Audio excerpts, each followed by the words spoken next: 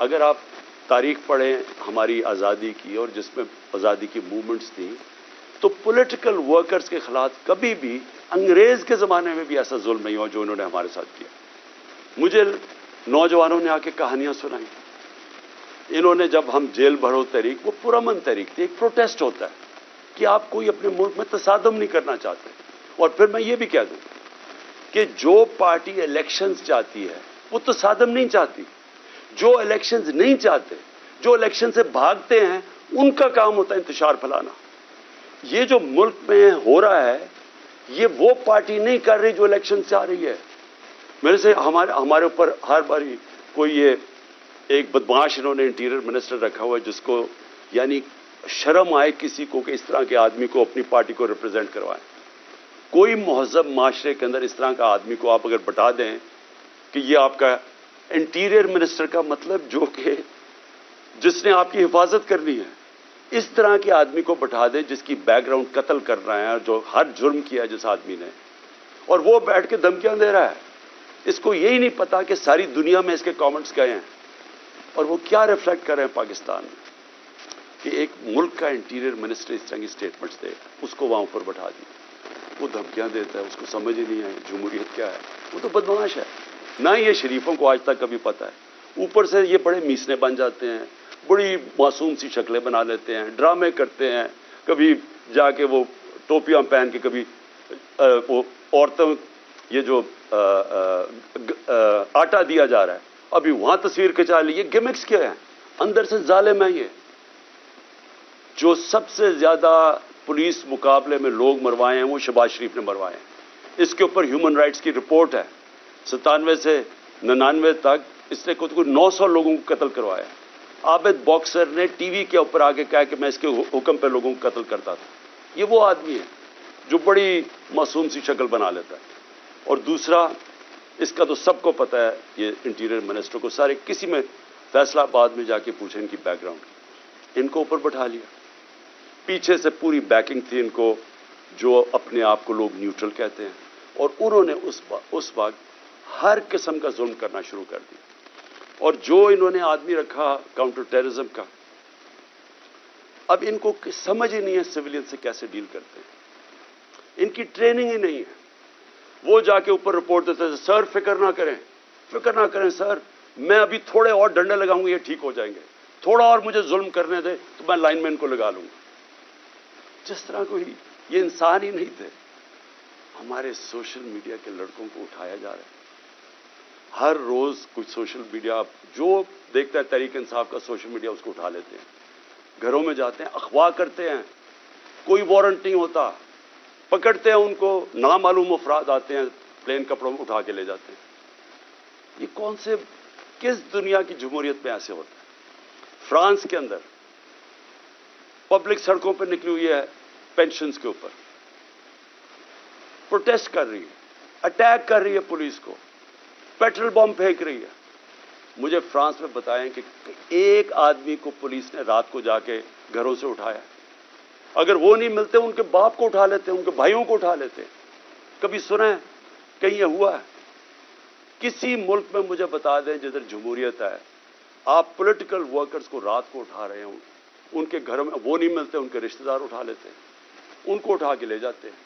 اور وہاں کیا کرتے ہیں؟ ان سے تشدد کرتے ہیں، ان کے اوپر پوچھتے ہیں کہ جی بتائیں عمران خان نے یہ تمہیں بھڑکا رہا ہے، عمران خان تمہارے سے کروا رہا ہے.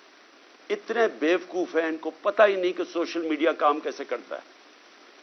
کوئی ان کو پہلے کوئی اپنے عقل والے لوگ اپنے پاس بٹھا لیں، خدا کا واسطہ ہے. یہ اوپر ڈفر بیٹھے ہوئے ہیں، یہ ثناء اللہ جیسے لوگوں کو کوئی سمجھ نہیں ہے. آپ کم از کم یہ تو لیں کہ سوشل میڈیا فنکشن کیسے کرتا ہے. جس کے پاس موبائل فون ہے اس کی آواز ہے. سوشل میڈیا وہ ہے جو عوام ہے. جو عوام کے اندر آواز ہے، جو عوام کا نیریٹو ہے، وہ سوشل میڈیا پہ آ جاتا ہے. آپ 15 20 30 سوشل میڈیا کے لوگوں کو پکڑ لیں گے تو اس سے کچھ رک جائے گی بات، اور نفرتیں بڑھیں گی، آپ کے خلاف اور سوشل میڈیا ہو جائے گا. اور یہاں چلے پاکستان میں تو اس کو جنگل کا قانون ہے، کوئی فنڈامنٹل رائٹس ہے ہی نہیں.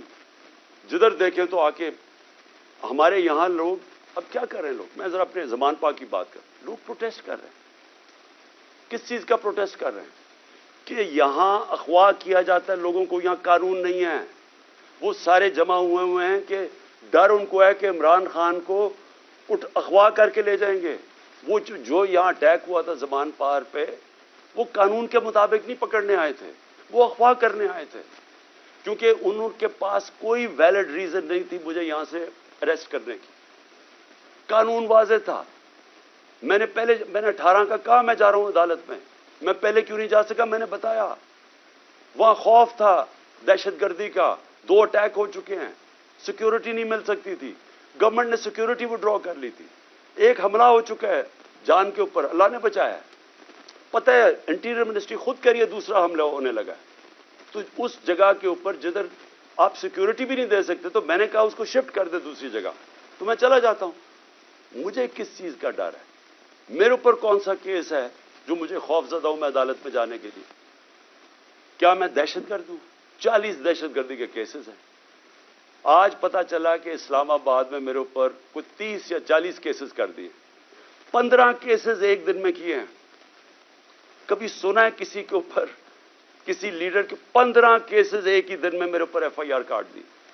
میں یہاں بیٹھا ہوں لاہور میں, مظاہرہ ہوتا ہے اسلام آباد میں, 3 دہشت گردی کے پرچے کٹ جاتے ہیں میرے. وہ بیچارہ ذلے شاہ کو یہ ظلم کر کے, تشدد کر کے اس کو مارتے ہیں, 302 مرڈر کا پرچہ میرے پہ کٹ جاتا ہے. اس لیے لوگ یہاں باہر بیٹھے ہیں, کسی کو اعتماد نہیں ہے. یہ جو گورنمنٹ میں بیٹھی ہوئی ہے, یہ کوئی قانون کے مطابق تو کچھ چیز کوئی کر ہی نہیں رہی. کون سی چیز کر رہے ہیں قانون کے مطابق؟ یہ تو سارا جنگل کا قانون ہے یہاں. تو لوگ خوف زدہ ہیں کہ یہاں سے اٹھا کے لے گئے تو قتل کر دیں گے, کیونکہ انہوں نے تو پہلے قتل کرنے کی کوشش کی ہے. یہی تو لوگ بیٹھے ہوئے جنہوں نے مجھے پورا ٹریپ کر لیا تھا کہ اللہ نے نام, اللہ کا کرم تھا کہ گولیاں نیچے لگیں, کیونکہ اس کا ہاتھ لڑکے کا اوپر آ گیا, جو نوجوان ابتسام جو ہیرو تھا. کبھی بھی کوئی کسی کے بندوق کو پبلک میں بھاگ جاتے ہیں لوگ, اس نے جا کے اس کو پکڑا, اس سے بجائے اوپر گولیاں لگنے کے وہ نیچے لگی, بچ گئے ہم. تو انہوں نے تو کسر نہیں چھوڑی تھی. پھر سیبوٹاج کیا, جو رزلٹ تھا, جو GIT کا رزلٹ تھا, وہ انہوں نے آتے ساتھ ہی سیبوٹاج کیا. سو جو میں آپ کے سامنے کہہ رہا ہوں وہ یہ کہ لوگ آج کیوں یہاں زمان پاک کے باہر بیٹھتے ہیں, کیونکہ ان کو کوئی کانفیڈنس نہیں ہے. ان کو ہمارے اس ملک کے انصاف کے نظام پہ کانفیڈنس ختم ہو چکا ہے. وہ دیکھ رہے ہیں کہ لوگوں کو کبھی کسی کو اٹھا لیتے ہیں, کبھی کسی کو.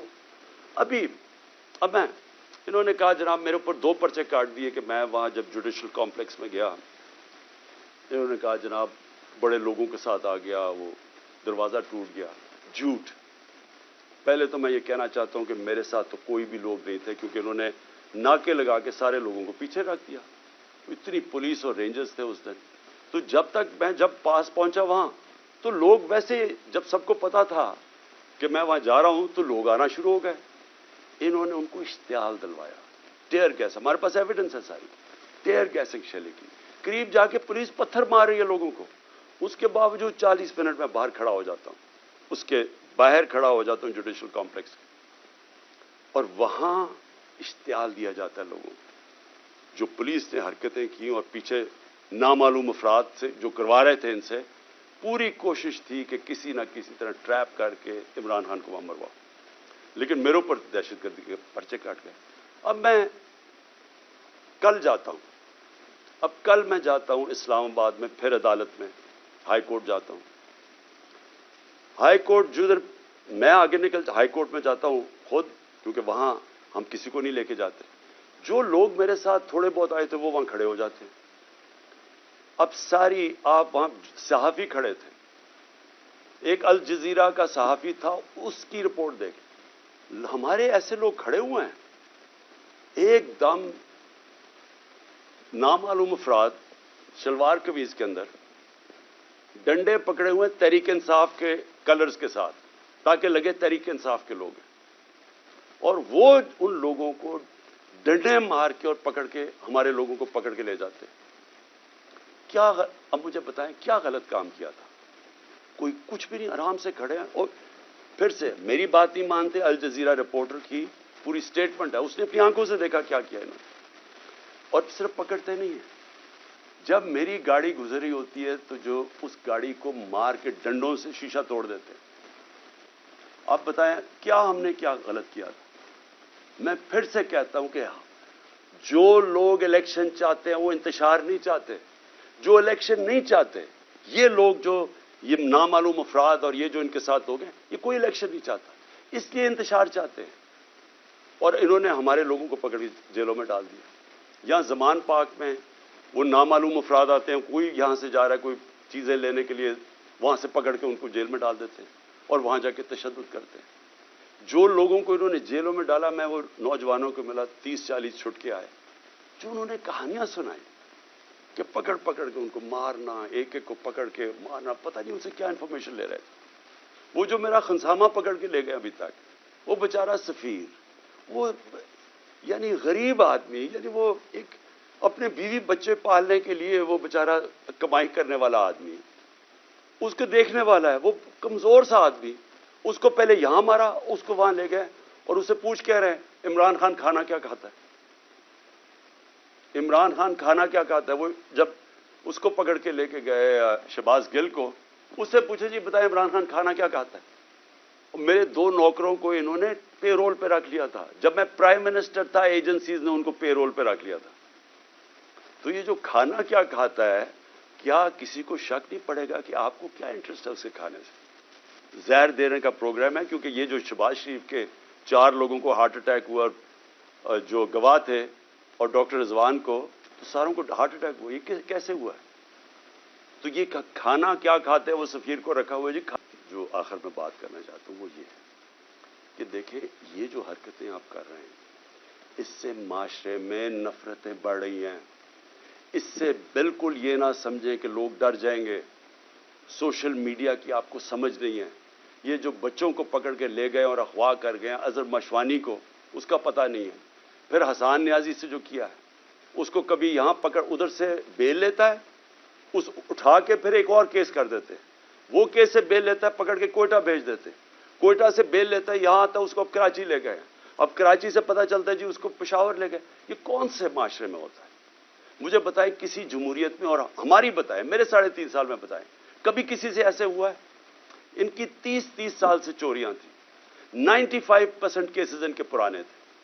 ہمارے تو صرف دو بڑے کیسز ہوئے تھے شہباز شریف کے. ایک اس کا 16 ارب کا پکڑا گیا تھا، وہ مقصود چپڑاسی والا، جس بیچارے کو کیسے ماروں کے ذریعے پیسے بنا رہے تھے اس کی فیملی. ہمارا تو اور کوئی کیس ہی نہیں تھا. کتنے ہم نے کیسز کیے ان کے، کتنے ہم نے ان کے اوپر دہشت گردی کے کیسز کیے. تو یہ جو ہمارے اوپر کیسز کر رہے ہیں، مجھے بتائیں اس کی کبھی کسی جمہوریت میں کوئی مثال ہے؟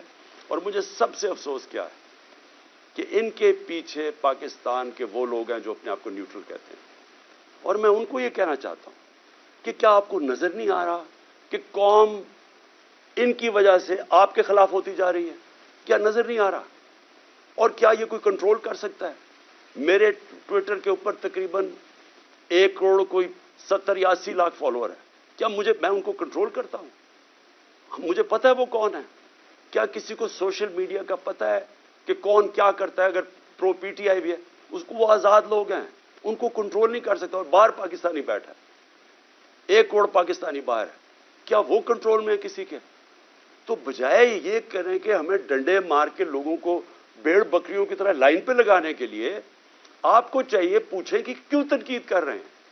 تنقید ایک معاشرے میں جب آپ ختم کرتے ہیں، معاشرہ مر جاتا ہے.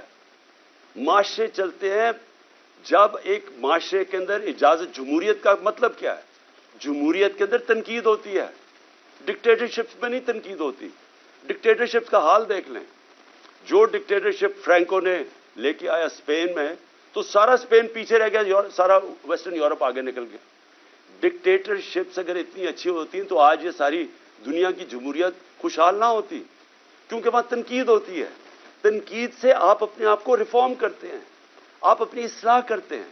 تو بجائے اپنی اصلاح کرنے کے کہ آپ کیا غلط کر رہے ہیں، آپ کو نظر آ رہا ہے کہ ساری قوم کدھر کھڑی ہو گئی ہے جا کے، آپ کو پتہ چل رہا ہے، ہر جگہ آپ کو نظر آ رہا ہے. یہ جو مینار پاکستان میں کیا وہ پولیس سے پوچھیں جی یہ کیا کریں گے، جی اوپر سے حکم ہے.